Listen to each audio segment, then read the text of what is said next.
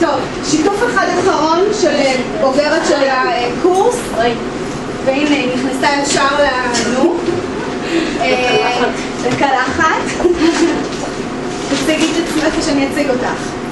אני קוראים לי שושי, ובאמת הייתי בקורס האחרון של רחל. אני אגיד לכם איך אני הגעתי לקורס, דרך חברה. בכלל לא התכוונתי להגיע לשם, ויצא לי רושם ממש טוב, וכבר בהפסקה החלטתי שאני עושה את הצעד ונרשמת.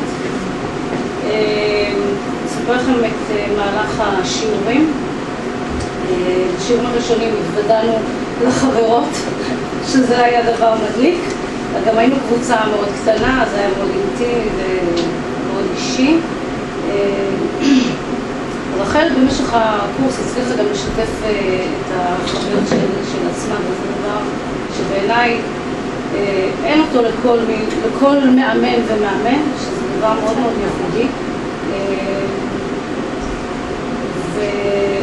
ואני הצלחתי מתוך ההוויה בקורס לבדוק את כל הדברים שהיו מאוד מאוד מבולבלים אצלי, ויש שני דברים שהם מאוד מאוד ממוקדים אצלי היום. אחד מהם זה שאני יודעת שגם אם יש לי 50,000 דברים לעשות, אני לוקחת רק שניים ואיתם אני מתמקדת כדי לא ליצור אצלי איזה שהם עניינים של אוף, לא עשיתי, לא הצלחתי, לא מימשתי, וזה מתסכל נורא.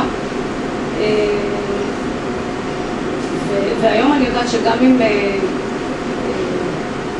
יש לי כלים ויש לי כל מיני דברים לעשות, אז אני אומרת לעצמי, יש לי את השואב הבא כזה, יאללה קומי זה דבר שנורא, כן, אז זה דבר שיש המון דברים אצל רחל שפשוט נתקעים באיזושהי מגירה ולא יוצאים. הם יוצאים שבאמת יש איזושהי בעיה ואתה מנסה לפתור את הדרך.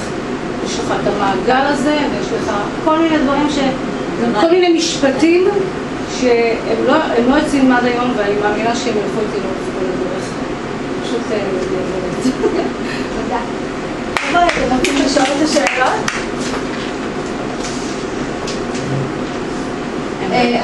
את יכולה לספר בעצם מה הדבר או מה השינוי שזה יצר בחיים שלך, בהתנהלות היומיומית שלך? בוא נגיד לך משהו שלא התחלתי באמת לשתף. הייתה לי איזושהי התלבטות לגבי חמי, ששברתי את הראש, היה לי איזשהו אירוע טוב, ולא ידעתי איך להתמודד איתו, וככה דיברתי, וזה היה די באוויר שדיברתי, ורחל החליטה לפתוח את זה באחד השיעורים. אני חושבת שזה היה השיעור האחרון של תקשורת או משהו כזה. זה היה בערך תקשורת. וזה היה אחד השיעורים שמבחינתי פתח לי ערוץ לדברים אחרים גם, כי אני חושבת שאחד מהדברים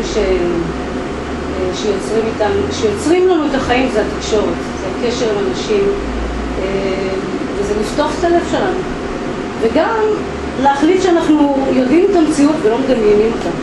זאת אומרת, אנחנו הרבה פעמים יכולים להחליט שנראה לי שככה ואני חושבת שככה, וזה לא באמת נכון, ואז אנחנו מפספסים הרבה דברים נכונים. אז זה דבר שהיום אני בכיף עם הבנתה, ושיפר לי הרבה דברים. תודה.